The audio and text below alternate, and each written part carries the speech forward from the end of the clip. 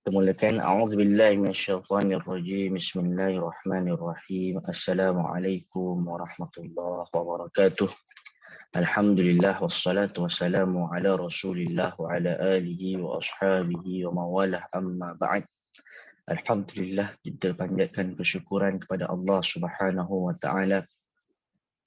Allah masih memberikan kita rezeki untuk bersama di dalam majlis ilmu ini bagi sesi yang ketiga untuk kita bersama belajar, mentelaah, memahami, mentadabburi perjalanan haji baginda sallallahu alaihi wasallam. Oleh kerana itu, tajuk kita pada hari ini, sebagaimana yang sentiasa saya sebutkan, sifat haji Rasulullah sallallahu alaihi wasallam seakan engkau bersamanya. Syukur Alhamdulillah, kalau saya lihat pada jumlah recording yang kita lihat baru-baru ini, hampir 1,800, nak dekat-dekat 1,900 orang yang mengambil manfaat daripada kelas haji ini. Mudah-mudahan mereka yang mengikuti, yang mentadabburi, mendapatkan semangat, mendapatkan keberkatan daripada majlis ilmu ini, dan semua yang hadir di sini pun mendapatkan pahala juga kerana telah menjadi asbab yang telah berkongsikan link yang mana menyebabkan sahabat-sahabat kita turut belajar berkenaan dengan perjalanan haji baginda sallallahu alaihi wasallam. Sekali lagi, apabila kita mengerjakan haji, ingatlah bahawasanya haji ini panggilan Allah. Haji ini bermaksud tujuan menuju ke rumah Allah Subhanahu wa taala. Maka datanglah kita kepadanya, datanglah kita ke kota Mekah ini dengan sifat sebagai seorang hamba, bukan sebagai sifat tuan daripada hamba. Kita lepaskanlah gelaran datuk, lepaskanlah gelaran Tan Sri, lepaskanlah gelaran sebagai seorang raja, kerana kita semuanya lah hamba kepada Allah Subhanahu wa taala. Buang ego kita sebagaimana dalam rukun Islam, bahawasanya rukun ini ada 5 perkara, iaitu ada syahadat, di mana kita tundukkan kita punya keegoan kita syahadat kitalah seorang hamba. Ada rukun iman, ada rukun solat, yang mana solat itu kita tundukkan tubuh badan kita kepada Allah. Ada rukun zakat, kita keluarkan duit semata-mata nak mendapatkan redha Allah. Ada rukun puasa, kita korbankan nafsu kita. Dan di sini apabila kita melaksanakan haji, seluruhnya itu perlu kita korbankan. Kita akan bersama dengan orang-orang yang mana orang-orang ini adalah orang-orang yang daripada pelbagai. Ada yang kaya, ada yang miskin, kita tolak tepi. Di hadapan Allah Subhanahu wa taala pada hari Arafah nanti, kita semuanya di sisi Allah Subhanahu wa taala adalah sama. Baiklah tuan-tuan, sekali lagi seperti yang saya sebutkan, sebelum kita mulakan, kita akan mengulang kembali sifat haji atau 3 jenis bentuk haji. Yang mana 3 jenis bentuk haji ini? Yang pertama adalah ada haji tamattu'.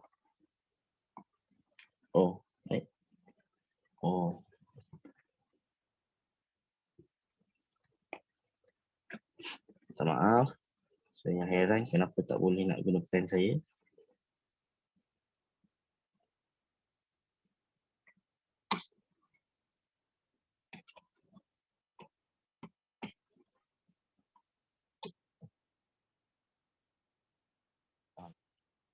Masuk.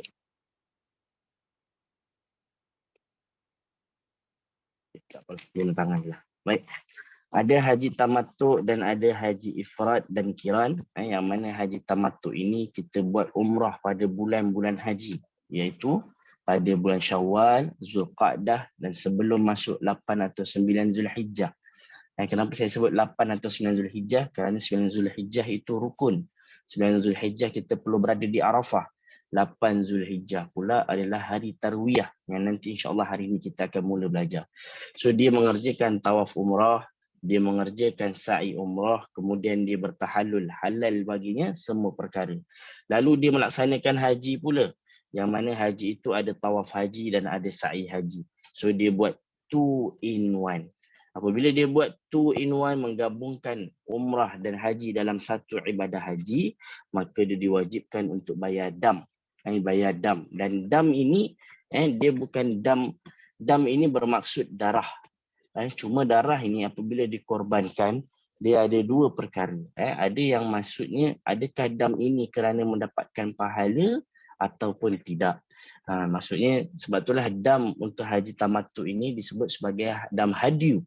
Dam hadiu yang mana ini dikorbankan untuk Allah. Mazhab Syafi'i meletakkan dam ini adalah dam nuqsan. Kerana si fulan ini apabila dia buat umrah, dia niatnya di miqat. Tapi apabila dia buat haji, dia niatnya bukan di miqat, dia niatnya nanti di Mekah. Maka dia perlu bayar dam. Itu di sisi mazhab Syafi'i. Tapi mazhab Hambali dan mazhab yang lainnya mengatakan tak, ini bukan dam nuksan. Ini dam syukran. Ini dam rasa syukur pada Allah Subhanahu Wa Taala. Kerana kita telah menggabungkan haji, telah menggabungkan umrah dalam haji. Bentuk kesyukuran. Sama juga di sini kemudian ada haji ifrad dan haji qiran yang secara zahirnya nampak sama. Tetapi sebenarnya berbeza daripada dua sudut. Iaitu pertamanya ada niat. Niat haji ifrad sahaja aku buat haji sahaja daripada miqat lagi. Niat haji qiran ini menggabungkan dua. Menggabungkan haji dan umrah dalam satu amalan. Maksudnya qiran ni Allah aku nak buat haji, aku nak buat umrah. Tawaf aku itu 2 in 1. Umrah dan sa'i, umrah dan haji dalam satu masa. Kemudian yang keduanya bezanya daripada sudut bayar dam. Di mana haji qiran perlu bayar dam. Pun perbahasan yang sama juga. Perbahasan kenapa? Perbahasan kerana kalau di sisi mazhab Syafi'i, qiran perlu bayar dam kerana dia ada kekurangan. Di mana di situ dia tidak, maksudnya dia mengumpulkan umrah dan haji dalam satu perkara. Tetapi di sisi mazhab yang lain, tak, ini sebagai rasa syukur pada Allah Subhanahu Wa Taala. Boleh menggabungkan antara umrah ke dalam haji, maka ia adalah dam syukran, rasa syukur pada Allah Subhanahu Wa Taala. Dan kita pun telah belajar berkenaan dengan sifat haji baginda sallallahu alaihi wasallam, apa jenis haji yang Rasulullah buat. Sebelum itu kita ulang balik rukun haji ini ada 6. Ada niat, ada wukuf, ada tawaf, ada sa'i, ada tahallul, tertib. Rukun haji dengan rukun umrah ni, kita katakan rukun umrah tambah 1 jadi haji. Rukun umrah tambah wukuf sahaja di Arafah, dah kira sebagai haji. Kemudian wajib haji pula, wajib haji iaitu yang pertama, niat ihram di miqat. Siapa yang berniat tapi bukan dekat miqat, kena bayar dam. Siapa yang meninggalkan larangan dalam ihram, ada larangan-larangan kita dah belajar, kena bayar dam. Siapa tak mabit di Muzdalifah, kena bayar dam. Siapa tak melontar jamrah kubra, kena bayar dam. Siapa tak mabit di Mina, kena bayar dam. Siapa meninggalkan melontar 3 jamrah pada hari tasyrik pun kena bayar dam. InsyaAllah pada hari ini, pada hari di mana kita akan belajar 8 Zulhijjah, 9 Zulhijjah, 10 Zulhijjah, kita akan mengenal lebih pasti berkenaan dengan wajib haji ini. Seterusnya kita pernah bercerita niat baginda sallallahu alaihi wasallam. Apakah jenis niat Rasulullah sallallahu alaihi wasallam? Apabila Rasulullah SAW mengatakan labbaika, ini apabila di sini atani atilailah, malaikat perintahkan kepada Rasulullah, salli fi hadzal wadil mubarak, solatlah dekat tempat yang diberkati ini dan niatlah umratan fi hajjah, aku nak buat umrah dimasukkan ke dalam haji. Iaitu niat Rasulullah adalah niat qiran. Sahabat daripada Madinah itu ketika itu datang dengan 2 niat sahaja. Ada yang buat ifrad, ada yang buat qiran. 2, ifrad, qiran. Yang bawa binatang tunggangan, niat qiran. Yang tak bawa binatang tunggangan, niat ifrad. Tuan-tuan, kenapa tak buat umrah? Kerana ketika itu bulan Zulqa'dah, dan kita dah cerita dah bahasa bulan Zulqa'dah ni, di sisi orang jahiliah zaman dahulu, buat umrah pada bulan haram ini adalah sesuatu yang kita katakan bagi mereka bukan sesuatu yang aib, sesuatu yang celaka, sesuatu yang tak baik. Jadi buat umrah tu sebab tu mereka tak buat umrah. Dan Rasulullah SAW dalam 4 kali umrahnya Rasulullah selama hayat baginda, Rasulullah buat pada bulan-bulan haram. Bulan haram ni bulan apa? Bulan Zulqa'dah, Zulhijjah, Muharram dan Rajab. Yang mana kita dah sharekan ayat Al-Qurannya, di mana Allah Subhanahu Wa Taala berfirman, minha arba'atun hurum. Inna iddat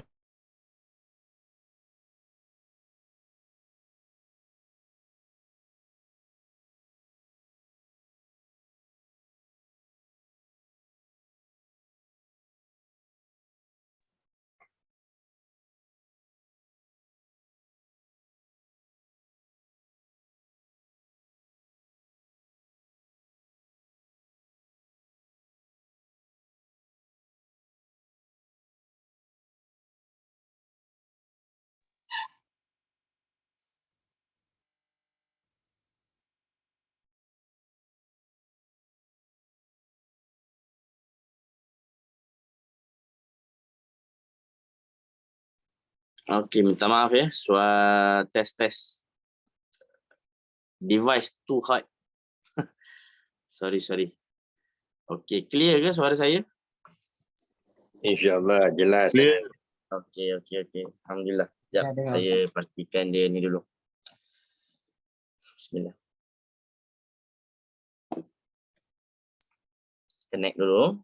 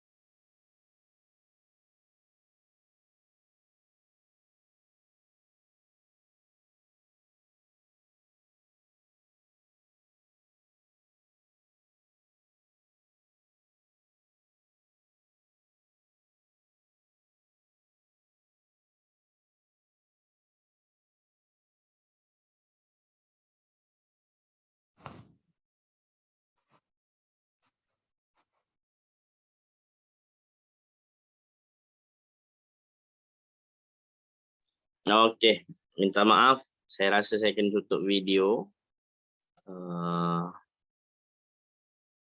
Kerana saya ni menggunakan phone, buka kamera, lepas tu pancar hotspot pula untuk tab saya. Jadi dia jadi mungkin ketika tu panas. Jadi saya akan tutup phone saya.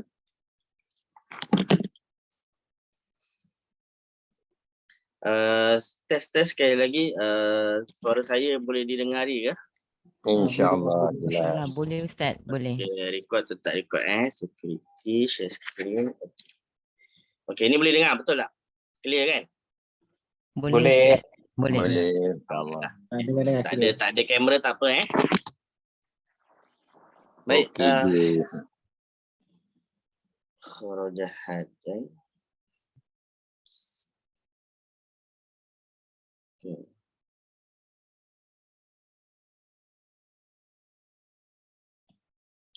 Okey, dan kita juga sudah bercerita bagaimana baginda SAW tadi berniat dengan haji qiran, kemudian sahabat yang tidak membawa binatang untuk dikorbankan niat dengan haji ifrad. Lalu nak diceritakannya ketika mana dah sampai di kota Mekah Al-Mukarramah, baginda SAW meminta kepada mereka siapa yang bawa binatang tunggangan maka staylah dalam qiran. Jangan tahallul. Siapa yang tidak bawa binatang, bukan binatang tunggangan, binatang untuk dikorbankan, binatang hadiu, siapa yang tidak bawa hadiu, maka bertahallullah. Dan ini kita dah ceritakan.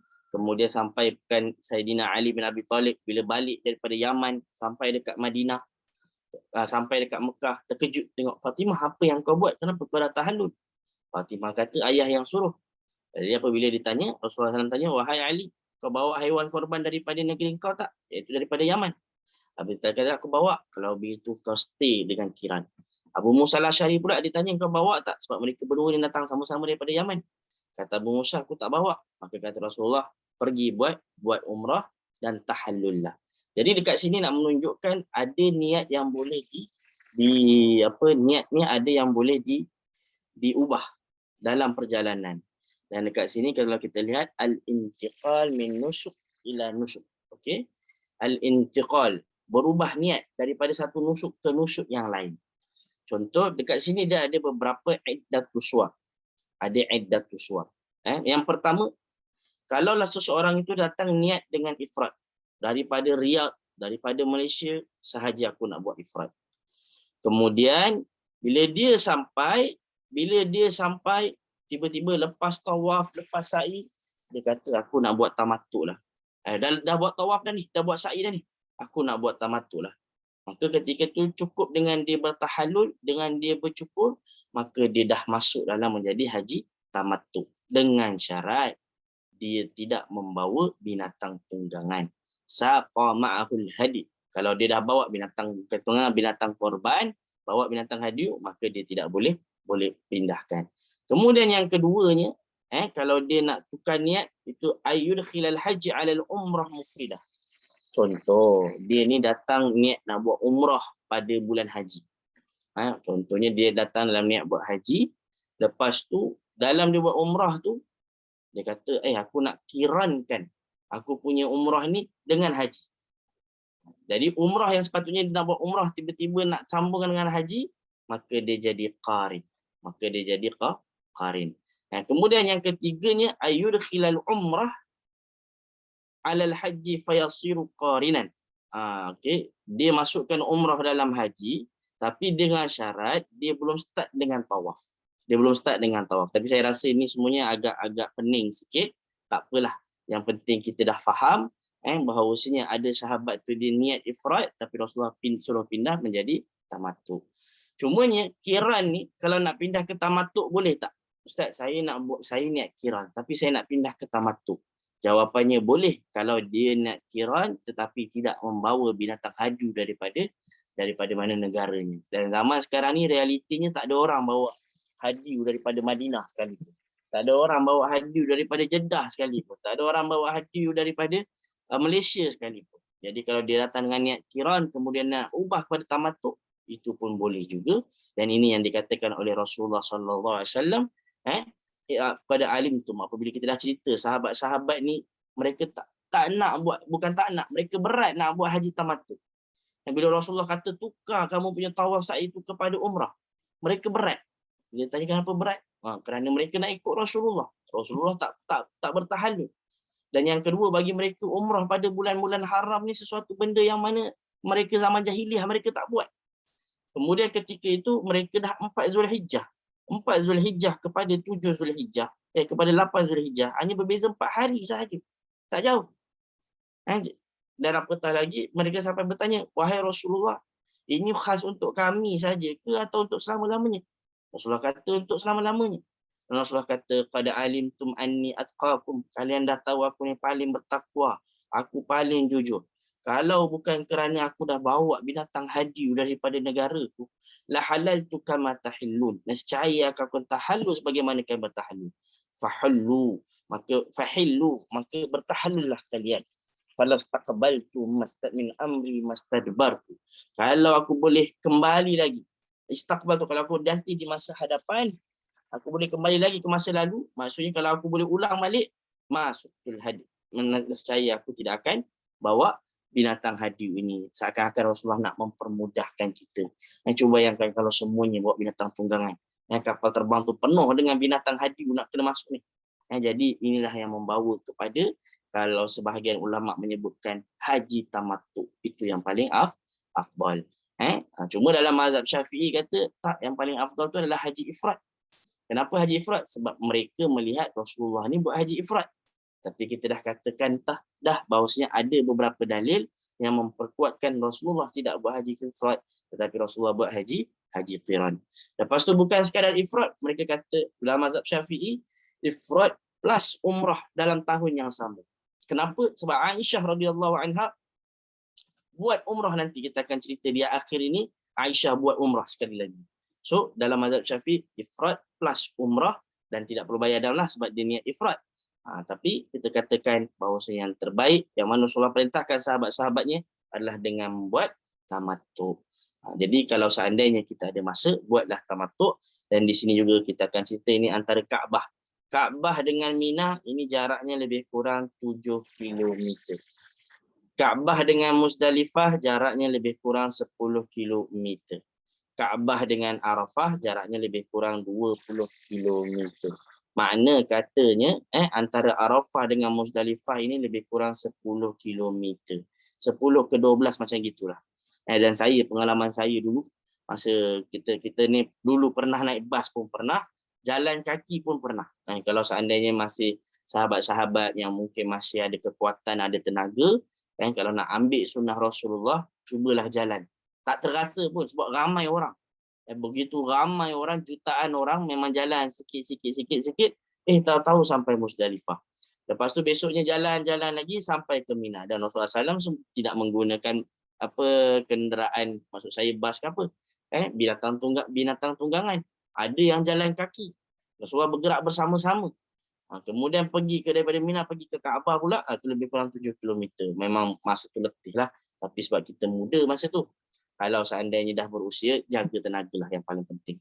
Baik, sekarang kita start kembali pada masuk 8 Zulhijjah. Okey, ini hari ibadah haji sudah pun bermula, 8 Zulhijjah. 8 Zulhijjah ni sunnah untuk kita bergerak menuju ke Mina.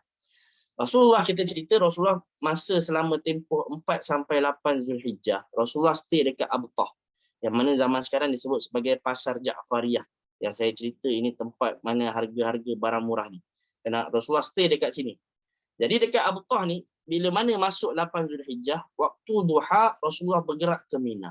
Jadi tuan-tuan, masa Rasulullah bergerak daripada Abtah ni, ada yang masih dalam ihram, iaitu Rasulullah. Rasulullah masih dalam ihram sebab Rasulullah buat qiran. Ada yang dah dalam keadaan tahallul, yang pakai baju semua kan dah relax-relax. So mereka berniat ihram tu dekat mana? Mereka berniat ihram iaitu zaman Rasulullah berniat ihramnya dekat Abtah, iaitu di kemah. Tapi zaman kita dekat hotel. Jadi di hotel lagi, contohnya seseorang tu dia tinggal dekat hotel depan Kaabah tu, Hotel Zamzam Tower. Jadi daripada Zamzam Tower tu dia mandi, dia cukur semua, pakai wangi-wangian di tubuh badan, bukan di pakaian. Kemudian dia niat ihram. Niatnya apa? Labbaika hajjan. Ya Allah, aku nak buat haji. Labbaika hajjan. Ini untuk bagi orang yang buat tamattu. Yang qiran dia dah stay dalam ihram dah. Dia dah niat daripada miqat lagi. Jadi dia niat daripada kita katakan zaman sekarang di hotel, kemudian barulah bergerak ke Mina. Itu sunnahnya. Jadi bila Mina tu gerak waktu duha. Bila Rasulullah sampai dekat Mina, Rasulullah SAW solat zuhur sampai subuh. Solat qasar tanpa jamak. 2 rakaat zuhur. 2 rakaat asar. 3 rakaat maghrib, 2 rakaat isyak, sampai subuh lagi 2 rakaat. 2, 2, 3, 2, 2. Sekarang ini perbahasan berkenaan dengan, Ustaz, saya ni dah stay Mekah lama. Dah stay lebih daripada 4 hari. Maka adakah saya perlu untuk solat 4 rakaat? Kerana kalau kita lihat, ada sebahagian pandangan dan silap saya di Malaysia, mereka mengambil pandangan 4 rakaat. Tapi kalau kita lihat pergerakan Rasulullah sampai 4 Zulhijjah. Maknanya dan Rasulullah stay sampai 14 Zulhijjah. Sampai 14 Zulhijjah. Maknanya ini satu masa yang lama. Jadi di sinilah khilaf di kalangan ulama. Ulama khilaf. Adakah Rasulullah SAW apabila Rasulullah qasar tu kerana ibadah haji itu sendiri ke atau kerana safar? Sebab tidak diriwayatkan Rasulullah di Mina, Rasulullah di Arafah. Rasulullah kata dekat sahabat-sahabat dia, hampa penduduk Mekah solat 4 rakaat, kami solat 2 rakaat. Dekat Arafah, Mina tak ada. Maknanya mereka ni semua ikut Rasulullah. Sehingga ada pandangan yang mengatakan sifat kenapa Rasulullah SAW ini qasar kerana haji, kerana ibadah haji. Di Mina solatlah 2. Di Arafah solatlah 2. Jadi perbahasan itu ada di kalangan ulama. Nak solat 4 pun boleh, nak solat 2 pun boleh. Tapi kita ikut imam. Jangan berpecah belah. Kalau imam solat 2, kita solat 2. Kalau imam solat 4, kita solat 4. Jadi lihat di mana kemah kita, apa yang mereka buat, kerana dua-dua ini pandangannya sama-sama kuat. Yang kata 4 sebab katanya, sebab kerana kita ni bukan musafir lagi. Yang kata 2 kerana Rasulullah SAW sendiri tidak perintahkan sahabat-sahabatnya untuk tamamkan solat, untuk 4 rakaatkan solat. Penduduk Mekah ke bukan penduduk Mekah ke, semuanya buat ini. Dari pandangan ini, pandangan sebahagian. Kalau kita lihat, saya ada bawa perbahasan tersebut di sini, di mana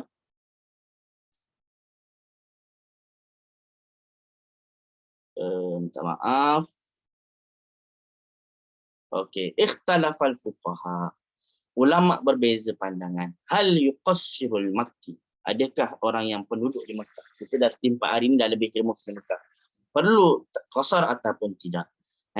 Jadi antara pandangan mazhab Maliki, pandangan qaul Syafi'iyah, pandangan riwayat pada Ahmad, dan ini pandangan dipegang oleh Syekh Ibnu Taimiyah, Ibnu Qayyim dan ulama dekat Saudi. Saya masa dekat Saudi pun, masa saya jadi penerjemah agama Saudi, mereka ni semua solat 2 rakaat, 2 rakaat, 2 rakaat qasar. Walaupun mereka ni ada yang penduduk Mekah. Kenapa? Kerana mereka mengambil apa yang dilakukan oleh Rasulullah sallallahu alaihi wasallam. Tetapi namun begitu ada juga yang kata perlu 4 rakaat. Pandangan ini pandangan mazhab Hanafi, Syafi'i, Hambali, pandangan Daud Zahiri. Jadi yang nak solat 4 boleh, nak solat 2 boleh. Cumanya kalau boleh janganlah berpecah belah. Saya masa dulu saya bawa jemaah. Ada kemah ni dalam satu kemah yang sama pecah 2. Yang nak solat 2, yang nak solat 4. Padahal solat yang sama. Tuan-tuan, kita ni kalau boleh kita kena solat jemaah walaupun berbeza niat. Kalau kita lihat dekat sini An-Nawawi, apa Imam Nawawi kata? Wa in kana, Imam Nawawi menyebutkan solat berjemaah ni dalam mazhab kita walaupun berbeza niat sah. Wa in kana ar-rajih dalam mazhab kita iaitu mazhab Syafi'i mengatakan law shalla fariḍah, kalau orang solat fardu di belakang orang solat fariḍatun ukhra. Dia solat zuhur, niat solat zuhur, belakang orang niat solat asar, sah.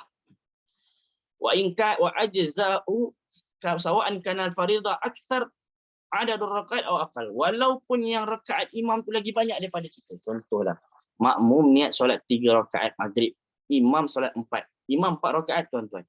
Kita 3 rakaat. Imam Nawawi bagi yang lebih besar lagi. Apabila Imam Nawawi kata kalau umpamanya ada orang ni dia niat solat subuh. Saya tengah cari kat sini. Okey, tengok. Kata Imam Nawawi. Qala An-Nawawi.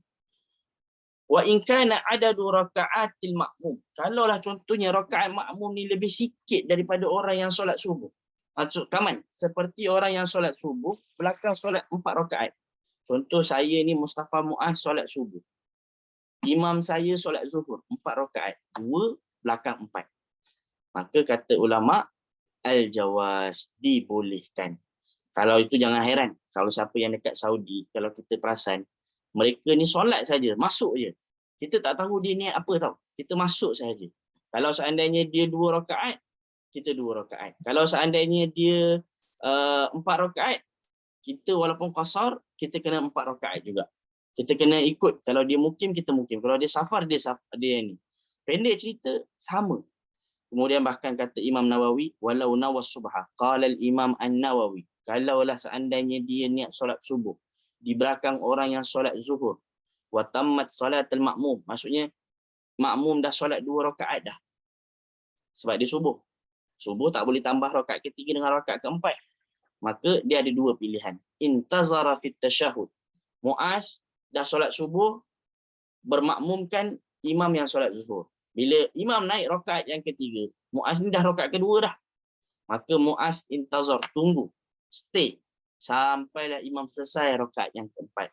Wa hadza afdal, kata Imam Nawawi, ini paling afdal. Dia tunggu sampai selesai, berjemaah dengan imam sampai habis. Wa in syaa, tapi kata Imam Nawawi, kalau dia nak mufaraqah, maksudnya bila imam naik rakaat ketiga, saya ucapkan assalamualaikum warahmatullahi, assalamualaikum warahmatullahi, la tabtu salatuhu, tak batal solatnya. Ada yang ambil daripada majmu'. Ini nak menunjukkan bahawasanya boleh untuk kita ni berbeza niat dalam solat yang berbeza. Itu nak katanya itu lebih pandangan ni lagi. Cuma saya nak cakap pasal apa? Pasal kalau seandainya nanti dalam kita nak buat haji ni, saya nak ikut sunnah ni, saya nak 2 rakaat. Tapi kalau imam solat 4, kita ikutlah imam 4 rakaat. Yang penting adalah kita berjemaah. Jangan solat sendiri. Jangan menyebabkan satu kemah tu ada 2 jemaah. Hak ni nak solat 4, hak ni nak solat 2. Yang 2 ni kata saya nak ikut Rasulullah. Yang 4 kata saya pun ikut Rasulullah. Takkan saya salah juga. Kita katakan ikut imam, imam solat 2, kita 2. Imam solat 4, kita solat 4. Itu lebih baik. Dua-duanya ada pandangan yang sama-sama kuat. Jadi Rasulullah di Mina ni solat zuhur 2 rakaat. Solat asar 2 rakaat. solat maghrib 3-2-2. Jadi inilah pandangan sebahagian ulama fuqaha bahawasanya qasarnya Rasulullah kerana ibadah haji. Qasarnya Rasulullah kerana perjalanan nak menuju ke Arafah, ke Muzdalifah, ke Mina ini dia satu perjalanan di luar kota Mekah Al-Mukarramah. Tuan-tuan, kita nak ceritanya kenapa dinamakan tarwiyah. Tarwiyah daripada kalimat rawiya yarwa. Yang bermaksud adalah mengisi air. Orang zaman dahulu mereka Muzdalifah ni tanah kosong. Arafah ni tanah kosong. So mereka nak mengumpulkan makanan-makanan, minum air. Tarwiyah tu daripada kalimat air. Jadi masuk arwah tu orang yang dah nak minum air kerana dah kekenyangan dengan air. So mereka nak kumpulkan air untuk bawa nanti besok pergi ke Arafah, untuk bawa lagi pergi ke Muzdalifah. Jadi 8 Zulhijjah ini sunnah untuk kita di Mina. Ustaz, sunnah je ke? Maksudnya saya tak payah pergi pun tak apalah. Kita katakan jangan sampai begitu. Kita ni haji sekali je seumur hidup. Kita tak tahu bila lagi boleh dapat panggilan haji. Kalau boleh, jadilah macam sahabat Rasulullah. Apa yang Rasulullah buat, mereka cuba ikut. Saya ada jumpa orang yang masih muda, dia kata, Ustaz, saya masih muda lagi. Bayangkan, dia ni bayar travel mahal. Mahal tau. Saya boleh kata hampir mungkin lebih kurang atas 100,000. Tapi dia kata, Ustaz, saya nak merasa jalan kaki. Saya nak merasa pergi ke Arafah, pergi ke Tarwiyah. Sebab travel saya tak pergi ke Tarwiyah, travel saya terus pergi ke Arafah. Saya nak merasa. Dia cuba untuk berkorban. Tapi dia lelaki lah. Kalau perempuan mungkin agak susah sikit. Tapi nak katanya bagaimana dia cuba nak implementkan hadis baginda sallallahu alaihi wasallam di mana pada 8 Zulhijjah hari Khamis baginda sallallahu alaihi wasallam berada di Mina. 9 Zulhijjah Rasulullah ketika itu adalah hari Arafah pada waktu Jumaat. Kadang-kadang orang kata, wah untunglah siapa yang hari Arafah itu pada hari Jumaat. Ini haji akbar. Walhal sebenarnya haji akbar, haji itu dia ada dua. Dalam bahasa Arab, haji akbar dengan haji asghar. Haji akbar adalah bermaksud ibadah haji. Haji asghar bermaksud ibadah umrah. Nah itu sebenarnya. Jadi tak ada kena mengena ibadah haji ni. Tak kisahlah Arafah tu jatuh hari Jumaat ke, Arafah tu jatuh hari Khamis ke, Arafah tu jatuh hari Isnin ke, Selasa ke, Rabu ke. Yang namanya Arafah itu haji akbar. Ini nak kena letak dalam mindset. Ada yang kata, beruntung kita tuan-tuan, hari Jumaat ni hari Arafah, haji akbar. Habis tu haji-haji yang lain bukan haji akbar ke? Kita kata tidak. Semua setiap tahun tu haji akbar. Kerana Arafah lah inti daripada haji, al-hajju Arafah. Dan kita pecah pada 3 bahagian. Perjalanan Rasulullah ni ada waktu pagi. Jadi ada 9 Zulhijjah pagi, ada 9 Zulhijjah tengah hari, ada 9 Zulhijjah malam. Yang mana malam tu Rasulullah bergerak menuju ke Muzdalifah. Baik, kita cerita pada waktu pagi dahulu. Baginda SAW bergerak daripada Mina, sama waktu duha juga, menuju ke Arafah. Jadi perjalanan daripada Mina, Muzdalifah ke Arafah yang lebih kurang, saya katakan dalam lebih kurang total 13 km. Mina ke Muzdalifah 3 km, Muzdalifah ke Arafah 10 km, 10 tambah 3, total lebih kurang 13 km ke 14-15 lah. Dari situ. Dan saya dah cerita, Mina ni tanah haram. Muzdalifah tanah haram. Arafah ini tanah halal. Tanah haram ni maksudnya tanah suci. Tanah yang mulia. Jadi kaum kerabat Rasulullah ketika mana masa zaman jahiliah, orang Quraisy ni mereka kata, kita ni orang Quraisy VIP T20. Kita ni bangsawan. Kita ni darah diraja lah contohnya. Bukan darah diraja lah. Maksudnya darah diraja yang menguasai kota Mekah. Kita ni tak boleh wukuf di Arafah. Arafah tu tanah halal. Sedangkan kita ni tanah suci. Kita ni orang yang suci. Kerana mereka merasa golongan yang mulia. So wukuf mereka jahiliah zaman dulu ni, wukufnya tu dekat Muzdalifah. Jadi apabila Rasulullah berhenti dekat pergi ke Mina, pergi ke Muzdalifah, orang-orang semua ni, yang kaum Quraisy ni kata, stay lah dekat Muzdalifah. Mereka macam, adakah Rasulullah akan stay di Muzdalifah sebagaimana kami dahulu? Tidak. Rasulullah bergerak menuju ke Arafah. Yang mana sebelum Rasulullah masuk Arafah, dekat situ ada tempat kawasan namanya Wadi Namirah. Wadi Namirah ni lembah. Rasulullah belum masuk lagi ni. Rasulullah belum masuk ke Arafah lagi. Dan menunggu sampai waktu zuhur. Tunggu orang semuanya ni menunggu kumpul semua. Sebab gerak ni ramai-ramai ni. Sebab itulah, bila mana Rasulullah berkhutbah, khutbah Rasulullah itu di kawasan di luar Arafah. Jadi ini Masjid Namiron, ini dulu dekat sini ni. Saya buat haji alhamdulillah berkali-kali, tak pernah berjaya masuk sini sebab memang ramai orang, melainkan masa musim Covid. Masa musim Covid tu hanya 1,000 orang saja buat haji. Jadi dekat situlah kami semua dikumpulkan dekat sini oleh kerajaan Saudi. Jadi saya dapat masuk dalam ni sebab selain daripada waktu tu dia tutup. Jadi separuh ni tanah halal. Separuh ni tanah Muzdalifah. Ini masih Muzdalifah. Yang separuh lagi ni dah tanah kita katakan dah masuk Arafah. Dah masuk Arafah. Jadi dia dah kira apa? Kita dah katakan dia bukanlah Muzdalifah, tapi kita nak kata dia bukan Arafah lagi. Jadi ini bukan Arafah, ini Arafah. Jadi Rasulullah stay dulu dekat sini sebelum sampai masuk waktu zuhur. Kemudian baginda SAW pada bahagian yang kedua, iaitu antara zuhur dengan maghrib, maka bermulalah waktu wukuf di hari Arafah. Rasulullah SAW sebelum solat zuhur, sebelum solat asar, dan Rasulullah SAW berkhutbah. Jadi khutbahnya Rasulullah ini masih di bahagian luar daripada kawasan Arafah ini. Rasulullah belum masuk lagi ni. Kemudian baginda SAW menyebutkan, wahai manusia, dengarlah baik-baik apa yang hendak aku katakan. So ini khutbah Arafah disebut sebagai khutbatul wada. Aku tidak mengetahui adakah aku berjumpa lagi la'alli la alqakum ba'da amikum haza. Aku tidak mengetahui adakah aku dapat bertemu lagi dengan kalian semua selepas tahun ini. Okey, izinkan saya untuk baca dalam bahasa Arab kerana pada saya lagi mudahlah untuk baca yang dalam bahasa Arab. Dia panjang sikit. Okey. Khutbatul wada. Alhamdulillah nahmaduhu wa nasta'inuhu wa nastaghfiruhu wa natubu ilaih. Kalau kita biasa dengar ni sebenarnya khutbah Rasulullah. Wa na'udzu billahi min syururi anfusina. Maha suci Allah, segala puji bagi Allah. Kami mohon perlindungan, mohon pengampunan dan mohon taubat padamu ya Allah. Kami memohon daripada segala kejahatan diri kami dan daripada segala kejahatan amalan kami. Siapa yang Allah berikan hidayah, fala mudhillalah, maka tidak ada yang boleh menyesatkan. Wa may yudlil, dan barang siapa yang dalam kesesatan fala hadiyalah, maka dia tidak ada yang dapat berikan hidayah. Wa asyhadu an la ilaha illallah wa asyhadu anna Muhammadar Rasulullah.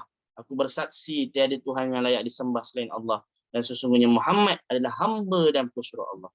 Usikum ibadallah, kata Rasulullah, aku berwasiat kepada kalian untuk bertakwa dan aku memerintahkan kalian, menggalak kalian untuk taat kepadanya.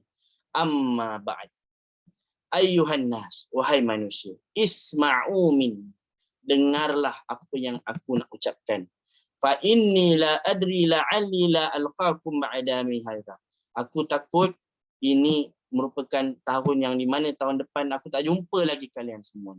So seakan-akan ini adalah khutbah yang terakhir Rasulullah. Ayyuhan nas, wahai manusia, ingatlah darah kalian, harta kalian haram. Maksudnya jangan mudah-mudah menumpahkan darah. Jangan mudah-mudah untuk mencuri harta. Kahurmati yaumikum hadza, sebagaimana haramnya hari ini, mulianya hari ini, iaitu hari Arafah. Fi syahrikum hadza, mulianya bulan ini, iaitu bulan Zulhijjah. Fi baladikum hadza, mulianya tanah. Jadi kemuliaan maruah orang, tuan-tuan. Kemuliaan harta orang-orang. Macam mana mulianya Mekah. Macam mana mulianya tanah Arafah pada 9 Zulhijjah. Macam mana mulianya Kaabah. Sebab tu jangan mudah-mudah kita nak gibah. Kita nak menggosip, kita nak jatuhkan maruah orang, kita nak ejek-ejek orang. Kerana kemuliaan dia itu, apatah lagi malukan isteri ke, malukan anak-anak ke, kerana kemuliaan mereka itu sebagaimana kahurmati yaumikum, mulianya hari, mulianya bulan, mulianya tanah ini. Ala hal ballagtu Allahumma syhad, ya Allah saksikanlah. Faman kanat indahu amanah, Rasulullah pula pesan. Rasulullah kata barang siapa yang ada amanah, falyuaddiha ila ma'tumina 'alaiha, maka tunaikan amanah tersebut. Di haji wada Rasulullah pesan juga jaga amanah. Wahai para pemimpin, jaga amanah. Wahai ayah-ayah, jaga amanah. Jadi ini antara amanah ni dijaga. Wa inna ribal jahiliyah maudhu, dan antaranya juga Rasulullah kata jangan buat perkara riba. Riba ini telah pun dihapuskan. Riba ni tuan-tuan, bank-bank konvensional ini adalah riba. Maka tinggalkan.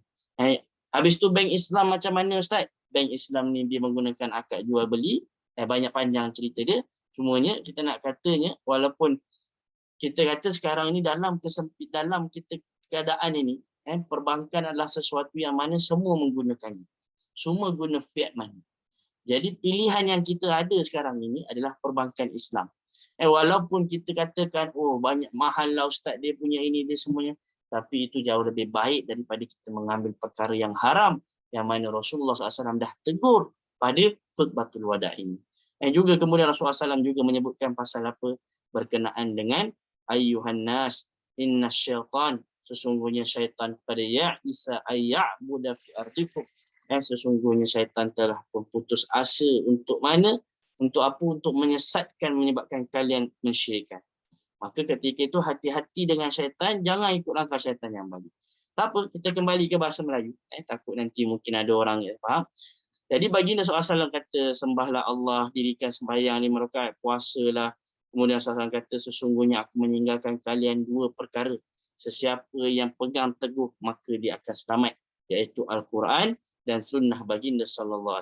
Dan juga Rasulullah kata, hendaklah orang yang mendengar ucapanku menyampaikan kepada orang lain pula.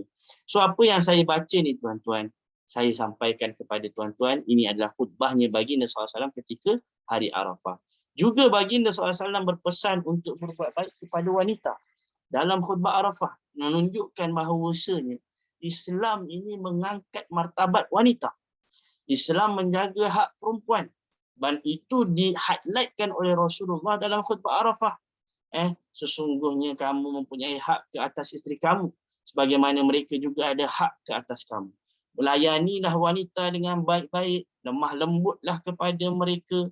Jangan wahai wanita kamu masukkan orang yang mana suami tidak sukai, dan janganlah buat zina.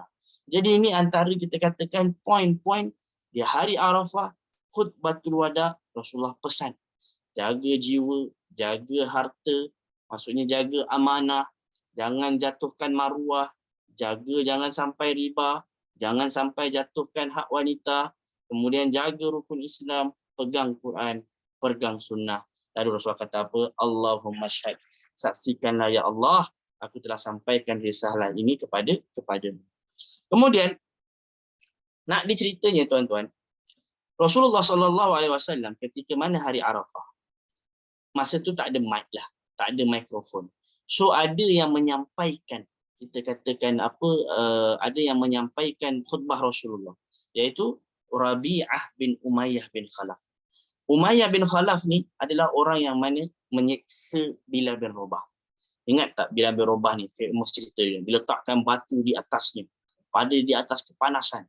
Sehingga dia kata, Ahad, Ahad, aku hanya menyembah Allah. Bila Umayyah kata, cambuk dia, kata kau jangan masuk Islam. Tinggalkan agama Islam, sembah berhala. Ahad, Allah itu satu. Allah itu satu.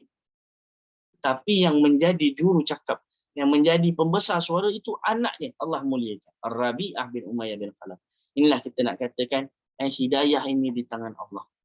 Boleh jadi seseorang itu, kita harapkan anaknya itu menjadi lebih baik. Lihatlah bagaimana Rasulullah dalam peristiwa di Taif. Rasulullah dimaki hamun, dilempar dengan batu. Tetapi Rasulullah doakan semoga ada zuriat daripada mereka yang mana menjadi orang yang beriman. Antaranya, Masya Allah, yang kita nak katakan bukan antara orang Taif, tapi berlaku Umayyah bin Khalaf yang begitu benci dengan Islam, Rabi'ah ni dimuliakan dengan menjadi speaker. Abu Jahal tuan-tuan. Anaknya ini Ikrimah bin Abi Jahal, Ikrimah ni masuk Islam, antara yang mempertahankan Rasulullah. Jadi ini kita katakan hidayah di tangan Allah SWT. Selepas selesai berkhutbah, khutbah Rasulullah ni pendek saja. Setelah berkhutbah, Rasulullah solat zuhur 2 rakaat, solat asar 2 rakaat, semuanya bermakmum Rasulullah. Dan tidak diriwayatkan Rasulullah kata, yang di Ahlu Mekah tetap 4 rakaat. Sebab itulah semua ni ikut Rasulullah. Jadi kata ulama, antara hikmah kenapa khutbah dan solat Rasulullah ni dipendekkan, kerana nak memanfaatkan waktu ketika hari Arafah. Arafah ini waktu berdoa. Arafah ni kita masa-masa yang begitu mahal. Jadi manfaatkan untuk berdoa. Kami ketika sampai, saya bekerja dekat Kementerian Agama Arab Saudi. Masa di Arafah, kami sampai awal. Waktu duha tu dah sampai dah dekat Arafah. Apa yang Syekh saya buat masa pagi-pagi sebelum Zuhur? Kita pun nak tengok jugalah apa amalan mereka masa pagi-pagi tu. Apa yang mereka buat tuan-tuan? Mereka rehat, tidur. Memang betul-betul rehat. Kenapa? Nanti lepas waktu Arafah ni, waktu berdoa. Tak tidur. Memang kumpul tenaga ni. Pagi ni kumpul tenaga untuk tengah hari ni kita katakan waktu berdoa. Jadi dan ketika mana dalam khutbah dalam peristiwa di Arafah ni ada beberapa kisah. Yang pertama ada sahabat Rasulullah yang mana dipijak unta. Ramai orang. Bayangkan bukan zaman sekarang je jam. Daripada zaman dulu lagi ni. Siap unta lagi ni bahaya. Ada unta, ada sahabat yang terjatuh. Idwaqa'an rahilati fawaqasathu. Ada orang yang mana ketika waqifun di Arafah. Dia sedang wukuf di Arafah.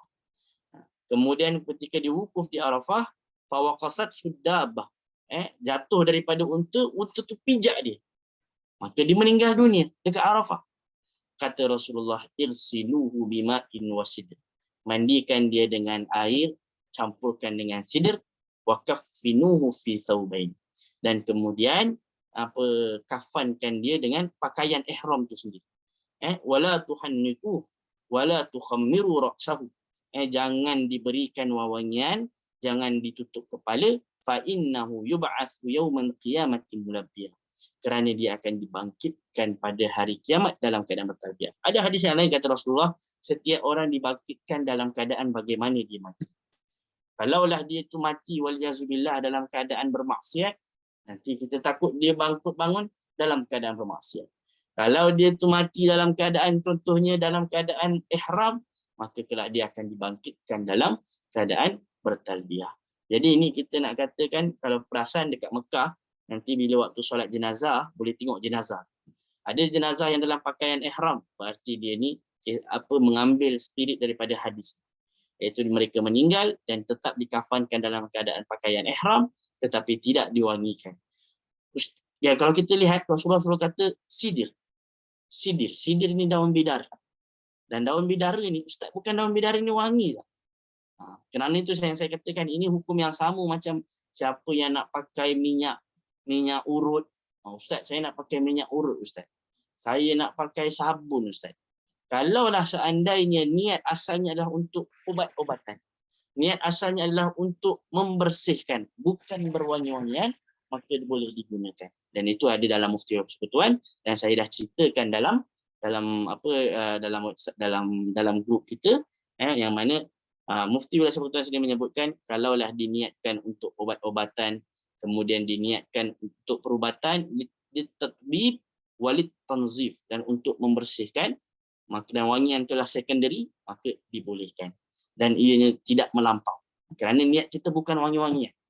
Dan sidir ni, walaupun bau dia wangi, tapi Rasulullah kata, mandikan dia dengan air dan sidir, tetapi jangan wangikan. Jadi lihat, sebab sidir ni sebenarnya untuk menutup bau. Sehingga kalau haiwan tu, kalau dia lalu dekat kubur tu, dia tak bau dia tidak bau mayat tersebut. Tak adalah dia korek mayat tersebut, dia keluarkan dan sebagainya.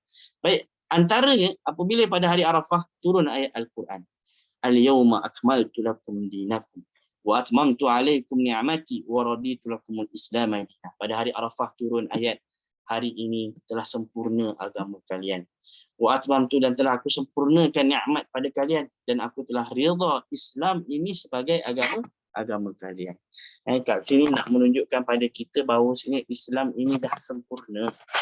Islam ini dah sempurna. Tak perlu ditambah-tambah dan haram untuk dikurang-kurangkan. Kalau kita ikut apa yang Rasulullah kata dalam khutbah hari Arafah, sembah Allah, solat 5 waktu, puasa, tunai zakat, kerjakan ibadah haji sekiranya mampu, insya-Allah kita masuk dalam Islam. Mudah nak jadi orang Islam. Jaga 5 rukun Islam, masuk dalam syurga. Jadi apabila dalam ini, Umar bin Khattab ni menangis. Kalau dia tanya kenapa kau menangis, wahai Umar bin Khattab? Umar bin Khattab kata, kalaulah suatu benda ini dah sempurna, mesti akan ada yang berkurang. Bila sometimes kalau kita dah sampai puncak, dia mesti lepas tu kita akan ada turunnya. Dia ada masa keemasan, ada masa turunnya. Maksud dekat sini adalah kalau benda ni Iza dah sempurna, mesti akan ada yang berkurang. Apa yang berkurang? Iaitu meninggalnya baginda sallallahu alaihi wasallam. Dan jadi Umar bin Khattab kalau dah sempurna, berarti syariat tugas Rasulullah sallallahu alaihi wasallam dah pun selesai. Kerana Islam dah sempurna, tugas Rasulullah dah sempurna. Jadi ketika itulah Umar bin Khattab berasa sedih. Ada sahabat yang wah dah gembira, agama dah sempurna. Tapi antara yang sedih adalah Sayyidina Umar bin Khattab radhiyallahu anhu. Apa yang dibuat oleh Rasulullah SAW di hari Arafah? Rasulullah pergi ke bawah kaki Jabal Rahmah. Pergi ke kaki, tak naik atas. Pergi ke kaki. Dan Rasulullah SAW solat di sana. Baginda sallallahu alaihi wasallam solat di sana. Rasulullah SAW solat tadi dekat kawasan di masjid tadi tu di Namira. Kemudian baginda SAW mengangkat bila daripada lepas khutbah, Rasulullah bergerak menuju bawah kaki Jabal Rahmah. Rasulullah mengangkat tangannya berdoa dan tidak menurunkan sehinggalah terbenam matahari. Hari Arafah, hari di mana kemuliaan waktu, kemuliaan tempat. Hari Arafah di mana tuan-tuan ni dipilih untuk berada dekat sana. Kami ni nak pergi ke sana setahun sekali. Sekali seumur hidup. Dan tuan-tuan mungkin ni sekali seumur hidup. So kalau boleh jangan lepaskan waktu. Kalau doa sebanyak-banyaknya, beramal sebanyak-banyaknya, sampai bila Ustaz? Sampai terbenam matahari. Ada yang saya pelik. Saya dekat inilah Arafah. Baru lepas asar, pukul 5, pukul 6, matahari belum terbenam lagi. Orang semua dah start dah nak bungkus-bungkus. Orang dah start dah nak masukkan barang dalam kemah semua. Maksudnya dah salam-salaman, dah ucap tahniah, berjaya haji semuanya. Belum terbenam matahari lagi ni. Dan segala sesuatu semakin berada dekat hujung akan semakin afdal. Contohnya hari Jumaat, masa dah nak hujung-hujung, itu waktu mustajab doa. Waktu puasa, masa nak berbuka, itu mustajab doa. Maksudnya kalau di hari Arafah ni nak terbenam matahari tu, perlu kita rancakkan lagi berdoa. Pandanglah kiblat, angkatlah tangan. Dan disebutkan mereka ni lihat Rasulullah berdoa sampai mereka kata, Rasulullah ni puasa ke tak puasa? Sebab mereka tengok Rasulullah fokus berdoa. Kemudian dalam kitab disebutkan baginda SAW minta segelas air, Rasulullah minum. Nak menunjukkan bagi orang yang buat ibadah haji, berbukalah. Biar kalian ada tenaga untuk berdoa sebanyak-banyaknya di hari Arafah. Saya pernah juga berlaku pada zaman masa saya buat haji. Ada jemaah haji daripada sesuatu negara. Saya tak boleh sebutlah, sekarang nanti kena saman. Cuma bukan negara Malaysia. Masa tu makanan tak sampai. Makanan waktu hari Arafah tu lambat datang. Ialah jalan semua jam. Jemaah masa tu, jemaah Asia juga, runtuhkan pagar Arafah tu. Mengamuk sebanyak-banyaknya. Kata, mana makanan? Travel saya bayar ini, bla bla bla bla bla semua. Ya Rabbi, ya Rabbi. Kalaulah mereka melihat sifat haji Rasulullah. Rasulullah SAW makanan ni nombor 2. Bahkan sahabat tertanya-tanya, Rasulullah ni berpuasa ke tak berpuasa? Dan ketika mana hari Arafah, Rasulullah fokus berdoa. Bukan duk cari makan, fikir makan. So saya mengajak kepada tuan-tuan dan puan-puan, kalau kita masuk hari Arafah ni, makanan nombor 2. Orang lain nombor 2. Kita untuk berdoa. Jadi jika unta baginda bergerak, pernah sampai nak dikisahkan, kalau unta Rasulullah bergerak, tangan kanan tu tetap terangkat, tangan kiri pegang. Kalau kita macam nak katanya, kalau dah ke atas bas ke apa, tangan kiri pegang steering, tangan kanan ni tetap masih berdoa. Nak katanya, don't miss the moment. Waktu berdoa sebanyak-banyak. Doa yang terbaik yang dibaca oleh Rasulullah pada hari Arafah. Kata Rasulullah SAW, khairud doa yaum Arafah. Sebaik-baik doa adalah doa pada hari Arafah. Wa khairu ma qultu ana wan nabiyyuna min qabli. Dan sebaik-baik ucapan doa yang aku ucapkan dan nabi sebelum aku, la ilaha illallah wahdahu la syarikalah, lahul mulku wa lahul hamdu wa huwa ala kulli syai'in qadir. Maksudnya apa? Tiada Tuhan yang layak disembah selain Allah. Tiada yang mensyirikkan Allah. Bagi Allah lah segala nikmat, bagi Allah lah segala kerajaan, dan Allah mampu berkuasa segala sesuatu. Saya bila baca hadis ni, saya pelik. Ini bukan doa ni, ini fikir ni. Tapi kenapa Rasulullah kata sebut doa? Rasulullah kata sebaik-baik doa adalah doa hari Arafah. Kemudian kata Rasulullah dan sebaik-baik doa yang aku ucapkan, Nabi-Nabi sebelum aku ucapkan, adalah la ilaha illallah. Bila saya rujuk balik, rupanya tuan, doa ini ada dua jenis. Ada pertama doaul mas'alah. Doaul mas'alah. Masalah daripada kalimat soal. Soal itu soalan. Maksudnya meminta. Kita minta murah rezeki, minta sekian, minta sekian, minta sekian. Ini doaul mas'alah. Tapi ada jenis doa yang kedua, namanya doaul ibadah. Doa beribadah kepada Allah. Maksudnya dengan cara kita ibadah, Allah kabulkan apa yang kita nak. Contohnya, dalam hadis ada disebutkan, man syaghalatsu an zikri. Siapa yang menyibukkan diri dengan berzikir kepada Allah, Allah beri dia lebih lagi daripada apa yang dia pinta. Sesiapa yang berdoa kepada, siapa yang berzikir pada Allah, man syaghalatsu, siapa yang menyibukkan diri dengan berzikir kepada Allah, a'taituhu akthar mimma u'tiyas sa'ilin. Aku beri dia lagi banyak daripada apa yang orang yang minta-minta. Maksudnya apa tuan-tuan? Begini. Contohlah, analoginya. Ada isteri dan suami. Kalaulah isteri ni memuji suami, isteri ni puji suami, maksudnya buat baik terhadap suami, cakap lembut pada suami, puji, cakap apa macam kata, puji, sebut abang ni baiklah, abang ni baguslah, abang ni beginilah dan begitulah, kan? Suami ni secara tidak langsung kata, bagus. Apa yang awak nak, saya kabulkan. Kan? Iaitu kalau seandainya dia memuji. Sebab itulah berzikir, zikir ni puji. La ilaha illallah ini kalimat tauhid, itu puji. Insya-Allah automatik apa sahaja yang kita perlukan Allah kabulkan. Tapi kalau nak doaul masalah boleh tak? Doaul masalah boleh. Kerana ada hadis yang lain kata Rasulullah, sesiapa yang meminta kepada Allah tidaklah ditolak doa melainkan Allah akan kabulkan dengan 3 cara. Yang pertama, Allah kabulkan terus. Contoh, saya minta, ya Allah, aku nak murah rezeki, contoh. Allah kabulkan terus. Ataupun yang kedua, Allah tak kabulkan direct, tapi Allah jadikan doa tersebut sebagai penolak musibah. Si fulan ni misal kata sepatutnya aksiden, sepatutnya terbakar, sepatutnya kena penyakit kencing manis. Tapi dengan doa tu Allah tolak balik tersebut. Hadis menyebutkan la yaruddul qadaru illa doa. Tak ada yang boleh ubah takdir melainkan dengan doa. Kata Umar bin Khattab, kalau tak silap saya, doa dengan takdir ni dia saling berlumba-lumba. Doa sampai dulu kata takdir sampai dahulu.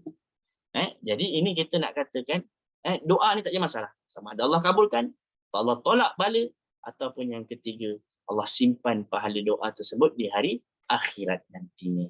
Di hari akhirat. Nanti di hari akhirat ni Allah kabulkan. Dengan syarat doa ini ada 2. La isma wala qati'atir rahim. Doa ini tak ada dosa dalam dia. Contohnya kita nak doa yang benda-benda yang buruk. Ya Allah, contohlah kan. Hancurkanlah rumah si penjahat tu, contoh kan. Benda-benda yang ada dosa, benda yang ada memutuskan silaturahim, itu memang Allah tak kabulkan. Jadi daripada kita sibuk doa jahat untuk orang lain, lebih baik kita doa untuk kita peribadi. Doa apa sahaja. Kalau Ustaz, saya dah habis dah minta apa sahaja Ustaz, maka fokus balik pada doa ibadah. Doa ibadah tu baik, doa masalah pun baik juga, tetapi doa ibadah lebih besar lagi pahalanya. Dan itulah yang diucapkan Rasulullah, wa khairu ma qultu, dan sebaik-baik ucapan. Kemudian tuan-tuan, apabila dalam hadis juga kata Rasulullah SAW, ma min yaumin, hadis riwayat Muslim, tidak ada hari di mana ayyu'tiqallahu fihi 'abdan minan nar, Allah membebaskan hamba-Nya daripada api neraka, daripada hari Arafah. Maksudnya hari Arafah ni ramai orang yang Allah ampunkan dosa-dosanya. Wa innahu la yadnu, dan Allah SWT mendekati mereka yang sedang berwukuf di hari Arafah ini. Tuan-tuan, maksud mendekati kat sini ada ulama menyebutkan rahmat Allah Subhanahu wa taala, thumma yubahi bihimul malaikah. Kemudian Allah Subhanahu wa taala membangga-banggakan kita ni yang berwukuf di Arafah ni di hadapan para malaikat. Fa yaqulu ma arada haula, mereka ni nak apa? Maksudnya aku boleh kabulkan. Dan sebenarnya di sisi Allah tu mudah. Dalam hadis disebutkan, wa'lam, kalaulah seandainya seluruh umat semuanya daripada Nabi Adam ni sampai daripada awalakum wa akhirakum wa insakum wa jinnah, ada hadis kata Rasulullah, ketahuilah kalau ada orang pertama di antara kalian, iaitu Nabi Adam, sampai orang yang terakhir, ataupun manusia ataupun jin sekalipun, kata Rasulullah, kalau semuanya meminta kepada Allah, tak berkurang pun dari mana qasat min mulki, tak berkurang pun kerajaan Allah, melainkan umpama seorang itu meletakkan jarum dekat lautan, diangkat kembali. Kalau kita letak jarum letak atas laut, angkat kembali, berkurang tak air laut tu? Tak berkurang. Itu perumpamaan. Rasulullah nak bagi perumpamaan. Nah, katanya mintalah apa saja. Allah SWT ni Maha Kaya. Bahkan kata Rasulullah, ma arada haula. Bayangkan kalau Perdana Menteri kata, kalian apa? Wahai kampung, contohnya kampung Sungai Raman, rumah saya lah. Nak apa? Cakap kan. Contoh. Jadi ma arada haula. Jadi itulah kita ucapkan hari Arafah ni. Pada saya dia sekejap saja. Tahu-tahu dah petang. Tahu-tahu dah nak terbenam. So jangan sampai kita ni penat di hari Tarwiyah. Jangan sampai kita penat di pagi Arafah sampai tengah hari Arafah kita kolaps, kita tidur. Tak. Dan berdoa, kalau kata syekh saya, berdoa ni kita cubalah di luar kemah. Kalau tak mampu tengah hari, cuba petang. Ambil. Bagaimana Rasulullah SAW berdoa dekat kawasan di kaki Jabal Kaki Rahmah, dan Rasulullah mengatakan al-hajju Arafah waqaftuha huna. Aku berwukuf dekat bawah kaki Jabal Rahmah ni. Wa Arafah kullaha mauqif. Tapi semua Arafah ni sama wukuf. Maksudnya tak perlu susah-susah pergi ke Jabal Rahmah, tak perlu. Kerana semua Arafah itu mauqif. Semua Arafah tempat wukuf. Yang penting banyakkan berdoa. Ada orang ni, ustaz saya nak pergi ke Jabal Rahmah, ustaz. Jadi daripada tengah hari tu nak pergi Jabal Rahmah tu dah lah ramai orang. Habis masa dekat Arafah tu sampai petang. Bila dah sampai kat Jabal Rahmah pula sibuk nak ambil gambar. Kan, orang tengok ni aku dah berdoa. Kita ni berdoa, kita ni dekat Arafah ni nak ambil gambar ke, nak kenangan ke, atau mengharapkan ridha Allah, mengharapkan rahmat Allah. Jadi kita harapkan yang begitulah. Dan masa dekat situ juga ada orang Arab Badui ni, dia tarik unta Rasulullah. Tak ada akhlak, kita katakan. Orang Arab kampung. Kampung ni sebab itulah Badui. Badui ni kampung-kampung. Kalau kita dekat Malaysia mungkin terbalik, orang kampung ni orang yang sopan santun. Tapi zaman dahulu ni Arab Badui ni, zaman Badui ni yang tidak berpendidikan. Dia tarik unta Rasulullah. Lepas dia kata, wahai Rasulullah, apa amalannya aku nak masuk syurga dan boleh jauhkan aku daripada api neraka? Kita tanya dua benda ni. Rasulullah kata, ta'budullaha wa la tusyriku bi syai'an.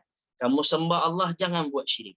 Kamu solat yang apa yang Allah fardukan. Kamu tunaikan zakat. Kamu puasa Ramadan. Ma ahbabta ayyaf 'alan nas. Ini antara akhlak. Apa yang kamu suka orang buat baik kat kamu, macam tu jugalah faf'al bihim. Kamu buat baik pada mereka. Maksudnya kita ni, kalau kita suka orang hormat kita hormatlah orang lain. Kalau kita suka orang tak cakap belakang kita jangan cakap belakang pada orang lain. Lepas tu, wa ma karihta, dan apa yang kamu tak suka, fada'in nas. Maka jangan ikut buat. Khalli zimama rahilati. Dah lepaskan unta ini. Maksudnya Rasulullah SAW nak fokus kembali berdoa. Ini nak menunjukkan bahawasanya ramai orang ketika itu datang. Apabila dah nak hujung apa kita katakan wukuf di Arafah ni, Rasulullah SAW memanggil seorang sahabat namanya Usamah bin Zaid. Saya kalau saya bawa haji dahulu, kita ni buat kelas setiap lepas asar. So Usamah bin Zaid ni saya cerita detail. Sebelum saya cerita Usamah bin Zaid, saya cerita ayah dia namanya Zaid bin Harithah. Saya tak boleh cerita detail kat sini lah sebab masa mencemburi kita. Zaid bin Harithah ni tuan-tuan, satu-satunya sahabat yang namanya disebutkan dalam Al-Quran. Dalam Al-Quran Allah SWT berfirman,